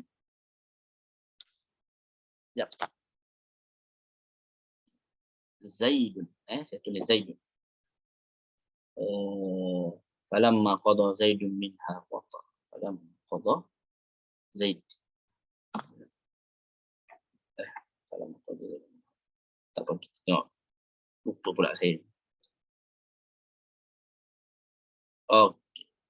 Okey. Falamma qada Zaid. Apabila Zaid, ni Zaid ni merujuk kepada ayahnya Usamah bin Zaid ni yang kita nak cerita ni. Zawajnakaha. Okey, Zaid ni tuan-tuan, dia merupakan anak angkatnya Rasulullah SAW. Dulu orang panggil bukan panggil Zaid bin Harithah. Orang panggil Zaid bin Muhammad. Zaid bin Muhammad. Kerana pertamanya Zaid ni dia sebenarnya seorang anak yang dicolik daripada negeri ni. Bila dicolik, mak bapak nangis saja, sedih. Hari-hari cari mana anak dia. Dan dicolik tu dia dijual. Ini zaman dahulu punya inilah, dijual, dan yang membelinya itu adalah isterinya Rasulullah, iaitu Sayyidah Khadijah. Jadi apabila Zaid bersama Rasulullah, masa itu Rasulullah belum jadi Nabi lagi ni. Rasulullah dengan Khadijah dan Zaid. Jadi Zaid apabila dah dalam tempoh yang lama, mak bapaknya Zaid ni dapat tahu Zaid ni dekat Mekah. So mak bapaknya pun datang jumpa Zaid, jumpa Rasulullah, jumpa Muhammad. Wahai Muhammad, Zaid ni anak kami, ini semuanya, bebaskanlah, berapa pun bayarannya kami sanggup bayar. Tapi kata Rasulullah, nak tak kalau seandainya aku beritahu yang lebih baik? Kita panggil Zaid, kita tanya dia nak bersama dengan korang ke atau nak bersama dengan, memilih kalian ke memilih aku? Dan Zaid bila mana dipanggil, Zaid kata apa? Wahai ayah, wahai ibu, aku meminta, saya lupa nas macam ni, cuma ni Zaid akhirnya memilih baginda sallallahu alaihi wasallam kerana Zaid melihat bahawa sifat Rasulullah ni kelak akan menjadi seseorang yang something. Inni ra'aitu minhu syai'. Aku melihat Rasulullah ni ada tanda-tandanya. Muhammad ni ada tanda-tandanya. Masa itu Rasulullah belum dilantik menjadi Rasul lagi. Sehingga ketika itu Rasulullah bahagia dengan Zaid. Rasulullah SAW pergi ke Kaabah. Rasulullah kata, ini Zaid anak aku. Yarithuni wa arithu. Dia mewarisi aku dan aku mewarisi dia. Sehingga zaman dulu orang panggil Zaid bin Muhammad. Tetapi apabila turun ayat Al-Quran, uduhum li abaihim, anak angkat kena panggil dengan nama ayah dia, maka akhirnya dikembalikan baik pada Zaid bin Harithah. Zaid bin Harithah ni begitu diceritakan oleh Rasulullah. Nanti boleh buka YouTube kisah pasal Zaid bin Harithah. Cuma kita nak kisah pasal Usamah bin Zaid. Usamah bin Zaid ni adalah seorang pemuda. Yang mana Usamah ini, dia ini lahirnya waktu sama. Kalaulah Zaid ni disayangi oleh Rasulullah, Usamah yang baru lahir ni comel juga. Kan, baby macam kita kata lahir. Dan Usamah ni dengan cucunya Rasulullah Hasan itu sama-sama lahir, umurnya hampir sama. Jadi Rasulullah SAW pernah meletakkan Usamah dan Hasan di ribanya, menyayangi mereka berdua. Jadi Usamah bin Zaid ini dikenal sebagai hibbu ibni hibbi Rasulullah, kekasih daripada anak kekasihnya Rasulullah SAW. Usamah bin Zaid ini dia berkulit hitam sebab Zaid bin Harithah dia berkahwin dengan seorang wanita berkulit hitam. Zaid bin Harithah ni putih, berkahwin dengan orang berkulit hitam, anaknya ni kulit hitam. Jadi Rasulullah ketika hari Arafah ni, Rasulullah panggil Usamah bin Zaid. Orang tertanya, siapa Usamah bin Zaid? Sebab tak semua orang kenal Usamah bin Zaid.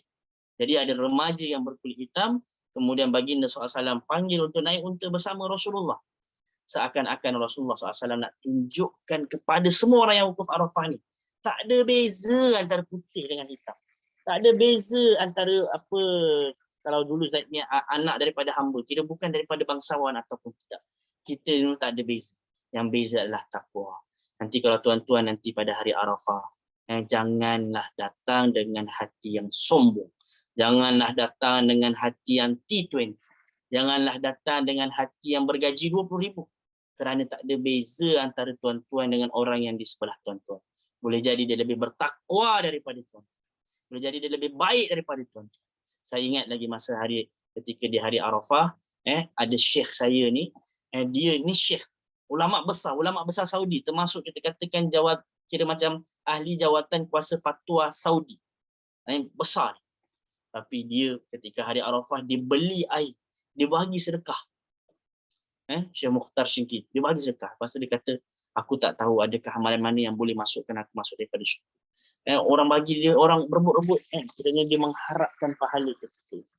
Usamah bin Zaid berkulit hitam bersama Rasulullah SAW. Usamah bin Zaid merupakan anak daripada bekas seorang hamba yang bukan ini, tapi tak ada beza. Tak ada beza antara kita ni, antara yang putih, hitam, tinggi, rendah, cantik, hodoh. Tak, depan Allah semuanya sama. Maka manfaatkan hari Arafah, waktu untuk kita beribadah sebaik mungkin. Baik, waktu maghrib, subuh dan maghrib di Muzdalifah. So kita berhenti insyaAllah dekat sini ni, dah pukul 3.15 atau kita katakan dah di misalnya pukul 10.15, 10.16. Jadi waktu maghrib dan subuh ketika maghrib di Muzdalifah, Malaikat Jibril datang kali ketiga. Kenapa saya katakan ketiga? Kali pertama, masa pertama kali Malaikat Jibril datang di Rasulullah, Malaikat Jibril kata, niatlah umrah dalam haji. Yang kedua, Malaikat Jibril datang lagi, Malaikat Jibril kata, talbiyahkan, labbaik Allahumma labbaik, sebanyak-banyaknya. Angkat suara, irfa'u aswatahum. Kemudian yang ketiga ni, ketika di hujung hari Arafah, kata Rasulullah, ya ma'asyiran nas, wahai manusia, atani Jibril anifan, fa'aqrani min rabbis salam. Jibril datang kepada aku dan menyampaikan salam kepadaku. dan berkata, innallaha ghafara li ahli Arafat wa ahli Mash'ad wa dhimna anhum tabi'ah. Allah ampunkan semua yang wukuf pada hari Arafah ni, dan mereka yang ahli Mash'ir. Mash'ir ni sebenarnya bukan menjalankan syariat Islam, tetapi lebih kepada yang pergi Mina, Mina, Muzdalifah, ini masyairul haram, tempat-tempat syiar Islam dijalankan, masuk dekat situ. Allah ampunkan orang yang berwukuf di Arafah, orang yang berwukuf, orang yang pergi mabit Muzdalifah. Faqama Umar bin Khattab bertanya, wahai Rasulullah, hadza lana khas, adakah ini khas untuk kami sahaja? Faqala, kata Rasulullah, hadza lakum wa liman ata ba'dakum. Ini bukan untuk kamu saja, tapi untuk kalian dan untuk orang yang setelah kalian sampailah hari kiamat. Maka kata Rasul Umar bin Khattab, kathura khairullahi wa taba. Sungguh banyak sangat kebaikan yang telah Allah berikan. Tuan-tuan, Arafah berjalan daripada waktu tengah hari ni sampailah terbenam matahari. Tapi kalau kita tak diampunkan, rugi. Rugi. Dah lah bayar berpuluh-puluh ribu. Dah lah datang jauh-jauh. Tapi dekat Arafah kita pergi tidur. Dekat Arafah kita sibuk main Facebook. Dekat Arafah kita sibuk bervideo-video. Dekat Arafah kita sibuk video call. Allahu Akbar. Rugi tuan-tuan. Mari kita sama-sama cuba dapatkan pengampunan Allah SWT. Baik, Rasulullah bergerak daripada Arafah menuju Muzdalifah setelah maghrib. Masyarakat jahiliyah zaman dahulu, bukan sahaja mereka ni berwukuf waktu dekat Muzdalifah. Dan kalau kita perhatikan tadi saya selalu cerita, apa yang masyarakat jahiliyah buat, Rasulullah tinggalkan. Rasulullah tak nak sama. Rasulullah nak hantam kepercayaan masyarakat jahiliyah. Jadi masyarakat jahiliyah zaman dahulu bergerak sebelum matahari terbenam. Rasulullah bergerak setelah maghrib. Nak menunjukkan kalau boleh cubalah kita keluar daripada Arafah lepas maghrib. Lambat sikit pun tak apa. Ada orang ni sebelum terbenam matahari dia dah beratur dah. Dia dah sibuk nak beratur dah. Saya nak keluar. Sabar. Rasulullah kita nak ikut ni sampai nanti dah terbenam matahari. Kemudian pada mana Rasulullah nak bergerak menuju ke Muzdalifah, dalam hadis disebutkan dafa'a Ibnu Abbas keluar bergerak bersama Rasulullah pada hari Arafah. Kemudian bila Rasulullah bergerak, wara'ahu zajran syadidan. Rasulullah dengar dekat belakang ni ada bunyi bising-bising. Wa darban sautanil ibul, orang pukul-pukul unta. Maksudnya apa? Unta geraklah, pam. Maksudnya macam orang kalau nak berjalan kan. Kalau kita gerak kereta bunyi enjin, atau bunyi horn, ting. Contohnya. Oi, jalan, contoh kan. Tapi bila Rasulullah dengar bunyi bising kat belakang, Rasulullah kata, ayyuhan nas, alaikum bisakinah. Geraklah daripada Arafah ke Muzdalifah ni dengan tenang. Fa innal birra laysa bil 'idha. Sesungguhnya kebajikan waktu sekarang ni, ketaatan bukan dengan terburu-buru. Kalau pergi solat saja kan kata Rasulullah, datang solat tu jangan terburu-buru. Sama juga nak pergi Muzdalifah ni jangan terburu-buru, relax. Bawa pelan. Kan kata perawi tu bila dia nampak unta Rasulullah pun dalam keadaan relax. Rasulullah tak tarik unta dia macam cepat tak. Sampai macam maksudnya dalam keadaan bergerak secara perlahan. Dan apa yang perlu buat? Ucap talbiyah. Sebab talbiyah bermula daripada Mina lagi. Kita dah bertalbiyah, labbaik Allahumma labbaik, sampai nanti melontar jamrah Aqabah. Jadi bila sampai dekat Muzdalifah, sebelum sampai Muzdalifah, Rasulullah berhenti sekejap. Rasulullah pergi tanda. Rasulullah zaman dulu tak ada tandas lah. Rasulullah buang air kecil dekat tempat yang tersembunyi. Kemudian Rasulullah ambil wuduk. Lepas tu ada sahabat tanya, wahai Rasulullah, kita nak solat dekat sini ke? Rasulullah kata tak, solat dekat depan. Maksudnya dah sampai Muzdalifah baru solat. Dah sampai Muzdalifah baru solat. Jadi bila sampai dekat Muzdalifah, barulah Rasulullah SAW solat maghrib dan isyak secara qasar dan jamak takhir dengan satu azan, dua iqamat. Sama juga kalau masa hari Arafah tu, yang Arafah yang pada ini solat zuhur dan asar, kita katakan satu azan, dua iqamah. Sampai sahaja dekat Muzdalifah lepas solat, Rasulullah buat apa? Rasulullah qiyamul lail ke? Rasulullah SAW baca Quran ke? Tak. Rasulullah SAW terus berehat dan tidur. Kenapa? Kerana Arafah tadi tu kita dah buat yang terbaik dah. Mudah-mudahan Allah rezekikan kita untuk buat yang terbaik. Kemudian nanti besok 10 Zulhijjah, iaitu pada hari raya Aidil Adha, itu lagi banyak lagi amalan. Jadi hari Arafah kat Muzdalifah ni waktu untuk berehat, waktu untuk tidur. Tuan-tuan, bila dah dekat Muzdalifah, lepas pertengahan malam ada isterinya Rasulullah namanya Saudah binti Zum'ah. Saudah binti Zum'ah ni dikatakan Rasulullah berkahwin dengannya ketika umur Rasulullah 50. Lepas meninggalnya Khadijah, wanita pertama yang dinikahi oleh Rasulullah adalah Saudah binti Zum'ah. Ada yang mengatakan Aisyah. Tapi Rasulullah nikahi Saudah binti Zum'ah ini kerana Saudah binti Zum'ah ini dia panjang juga ceritanya. Biasa saya kalau bawa haji, saya akan cerita pasal Saudah binti Zum'ah. Nanti tuan-tuan boleh cari YouTube, tengok pasal kisah Saudah binti Zum'ah ni. Cumanya Saudah binti Zum'ah ni masa beliau ni berkahwin dengan umur Rasulullah umur 50. Umur Saudah binti Zum'ah ni dikatakan 66. Maknanya masa Rasulullah buat haji tu umur Rasulullah 63. Lebih kurang 62-63. Berarti tambah 13 tahun, berarti hampir 80 tahun. Umur Saudah binti Zum'ah ni hampir 80 tahun. Lepas pertengahan malam, Saudah binti Zum'ah nak minta gerak dahulu. Rasulullah kata, wahai Saudah, kau geraklah dahulu lepas pertengahan malam. Dekat sinilah kita nak menunjukkan kalau orang tu dia bermabit. Mabit ni daripada kalimat baitun, rumah. Maksudnya bermalam. Orang kat rumah ni untuk tidur. Kan? Kita balik rumah sebab nak tidur. Esok pagi kerja. So mabit tu daripada kalimat bermalam, menjadikan tempat tu sebagai rumah, tempat untuk tidur, tempat untuk berehat. Lepas pertengahan malam, Rasulullah izinkan Saudah yang dah berusia 80 tahun, keluarlah dahulu. Dan kamu bergerak menuju ke Mina. Kerana kamu lambat kerana takut lambat, nanti biar Mina pun tak ramai orang. Jadi Saudah binti Zum'ah pun gerak. Kemudian bila dah sebelum subuh, Rasulullah izinkan Sayyidina Abbas. Sebab Abbas ni bertugas untuk bagi minuman dekat Mekah nanti. Kalau bagi zaman sekarang kita macam dia ni travel. Dia nak kena uruskan kemah contohnya kan.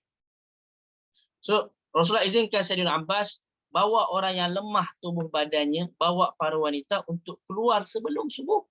Maksudnya sempat ambil sebahagian besar malam, kemudian kebanyakan waktu malam, kemudian lepas tu sebelum subuh keluar daripada Muzdalifah. So daripada nombor 5 dengan nombor 6 ni ulama khilaf. Bila sebenarnya kita ni boleh keluar daripada Muzdalifah? Pandangan yang pertama mengatakan lepas pertengahan malam. Lepas pertengahan malam bukan bermaksud lepas pukul 12 malam. Tak. Maksud pertengahan malam kat sini, kita cek daripada terbenamnya matahari, maghrib sampai subuh. Contoh maghrib sampai subuh. Sebab waktu dekat Saudi ni dia kadang-kadang cepat, kadang-kadang lambat. Ikut musim. Musim panas, musim sejuk ni tak sama. Kalau musim sejuk, malam panjang. Kalau musim panas, malamnya pendek. Jadi kalau contohnya, malam tu 9 jam lah. Taruhlah 9 jam. Berarti pertengahan malam, bahagi dulu. 9 jam, 1, 2, 3, 4 jam setengah. Maknanya lebih kurang lepas 4 jam setengah, lepas 5 jam gitu, you boleh keluar daripada Muzdalifah. Tapi ada pandangan yang lain, pandangan Utsaimin rahimahullah mengatakan tak, kena ambil sebahagian besar malam. Itu paling kurang. Jadi tapi mazhab Syafi'i kata, mazhab kita lepas pertengahan malam, kita dah cek, bukan lepas pukul 12 malam. Saya ulang sekali lagi, bukan lepas pukul 12 malam. Tapi lepas pertengahan malam. Dua benda yang berbeza. Cek daripada maghrib sampai subuh tu berapa jam, bahagi 2, ambil. Lepas pertengahan malam tu, kita kalau keluar, sah hukumnya. Cuma kita akan tertinggal satu waktu yang mustajab doa. Bila? Nanti pada 10 Zulhijjah ketika mana berdoa. Ni waktu mustajab doa. Yang insya-Allah 10 Zulhijjah ini saya akan cerita pada esok hari, sesi kelas yang keempat. Baik. Waktu subuh, bila time subuh, ada seorang sahabat namanya Urwah bin Mudarris.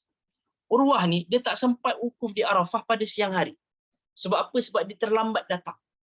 Jadi dia datang daripada negeri yang sangat jauh, tapi dia sempat masuk Arafah ni waktu malam.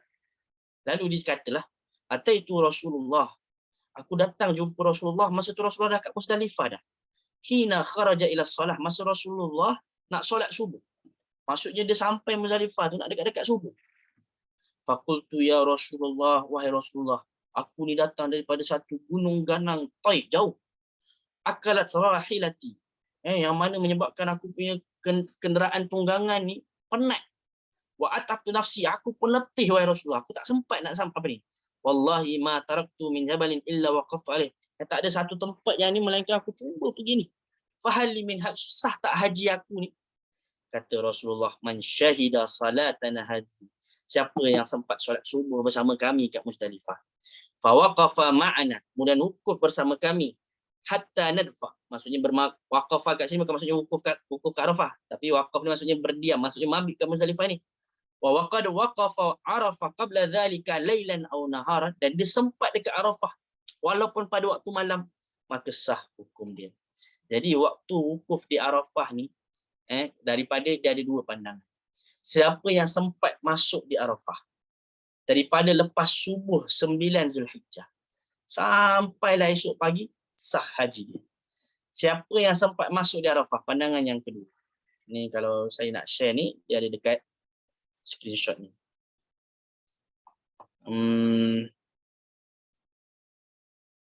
Maaf.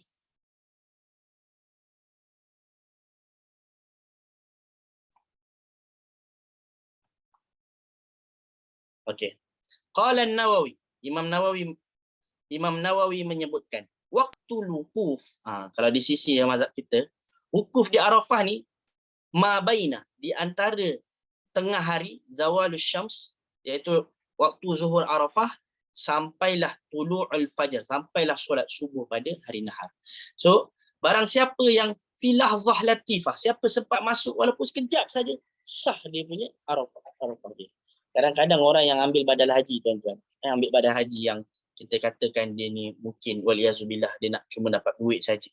Dia pergi Arafah, aku pergi waktu malam je lah, sah juga haji aku. Lepas tu, jadi dia pergi masuk waktu malam, lepas tu mabit Muzdalifah tu sampai pertengahan malam, maksudnya sekali lalu. Pergi Arafah, lepas pertengahan malam, terus pergi Mina, dah dapat untung dah. Kalau seandainya gaji badal hajinya 5,000 cuma lalu Arafah, Muzdalifah. Dia tak doa pun kat Arafah, dia tak doa pun Muzdalifah. Sah tak haji dia? Sah. Tapi kalau nak kata sah, kita tak payahlah ada kelas haji Rasulullah ni. Kita ni nak dapatkan sunnah Rasulullah. Yang mana Rasulullah stay sampai ke pagi. Dan Rasulullah hanya izinkan yang ada keuzuran saja keluar. Jadi kita ni tak perlu nak tergesa-gesa. Melainkan kalau contohnya kita ni ada isteri yang mungkin susah. Kalau mungkin kita dalam satu travel, kita bergerak bersama. Kalau seandainya travel tu dah cepat-cepatlah, kita pertengahan malam ni dah sah dah haji kita. Mungkin dia cuma nak untung saja, dia nak ni semua. Kita bukan nak untung semata. Kita ni nak buat haji sebagaimana hajinya Rasulullah. Rasulullah stay sampai pagi. Rasulullah berdoa lepas subuh tu, kerana itu waktu mustajab doa. Dan setiap malam, setiap kita tidur, inilah satu-satunya malam kita nak tidur kat Muzdalifah. Tak ada malam lain dah. Kenapa kita nak tergesa-gesa? Jadi kita relax. Kalau ada sampai kata tak apalah, travel nak gerak-gerak lah, nanti kita jumpa esok. Sebab tak ke mana pun Muzdalifah, Mina nanti jumpa juga kat hotel. Maksudnya dia sanggup nak korbankan. Dia tak ada kata, ya aku dah bayar mahal ni, rugi kalau aku jalan kaki ni. Kalau seandainya masih mampu, kita cubalah buat sunnah baginda sallallahu alaihi wasallam. Kalau bukan sekarang, kita tak tahu bila lagi. Baik, saya rasa itu saja terlebih dahulu. InsyaAllah nanti pada keesokan hari kita akan masuk cerita pula berkenaan dengan 10 Zulhijjah. Saya sebenarnya target saya nak habiskan 10, 11, 12, 13 pada hari ini. So saya pun tak perlulah susah sebab hari Senin saya dah masuk kerja. Tapi tak apalah. InsyaAllah biar sedikit, tapi mudah-mudahan kita ada fadilat. Mudah-mudahan dapat memberikan kepada semuanya ini, kita katakan ilmu yang bermanfaat. Niat saya ni masa di Madinah, alhamdulillah Allah rezekikan buat haji. Bila mana saya balik ke Malaysia, saya fikir Allah aku nak pahala haji juga walaupun aku tak pergi haji. So bila mana yang saya cuba azamkan dalam diri saya, ya Allah aku cuba nak mengajar haji setiap tahun. Percuma. Kepada mereka yang nak buat haji, terutama yang duduk dekat Saudi. Wah, tak apalah. Mungkin sekarang ni muda-muda sanggup lagi bangun pukul 2 pagi. Tak tahulah nanti dah berusia macam mana. Tapi saya harap tuan-tuan nanti kalau pergi haji, saya berharap sangat mudah-mudahan Allah rezekikan saya pahala tersebut juga. Kerana apa yang saya share ni, saya dengan hadis baginda SAW, man dalla ala khair, barang siapa menunjukkan suatu kebaikan, falahu mithla ajri fa'ilih, maka dia mendapatkan pahala sebagaimana orang yang melakukannya. Ada apa-apa soalan, insyaAllah nanti saya akan share di dalam grup nanti. Jadi 10 Zulhijjah ni insyaAllah besok tak lama. 10 Zulhijjah ni dia ada satu amalan yang besar namanya Ranhat. Apa itu Ranhat? InsyaAllah kita akan cerita. Rasulullah buat Ranhat. Ramyu, Nahar, Halq, Tawaf. Kemudian kita akan belajar pasal tahlul awal, tahlul sani.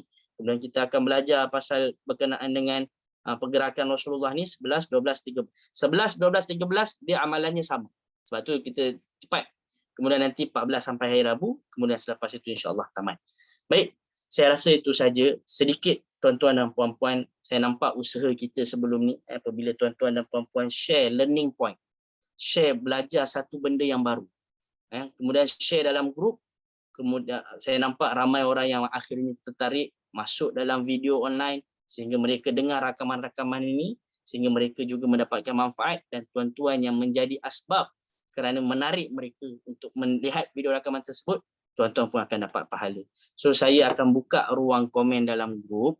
Saya nak minta tuan-tuan dan puan-puan, tolonglah, saya mohon, mari kita sama-sama, saya korbankan masa saya untuk mengajar tuan-tuan dan puan-puan. Saya minta tuan-tuan dan puan-puan korbankan sedikit masa. Share dalam grup hari ini perkara baru apa yang tuan belajar. Perkara baru apa yang puan belajar. Sehingga ianya juga, saya pun boleh cek juga. Takut nanti saya cakap lain, tuan-tuan puan-puan faham yang lain pula. Kan, oh rupanya salah, rupanya saya cakap ni. Kan, jadi tolong share. Ada 72 orang di sini. Saya mohon korbankan sedikit masa. Share di dalam grup apa ilmu yang dapatkan, yang mana ayat tersebut, mesej tuan-tuan dan puan-puan boleh menyebabkan orang-orang nak juga buka rakaman pada hari ini dan mereka juga mendapatkan pahala insya-Allah.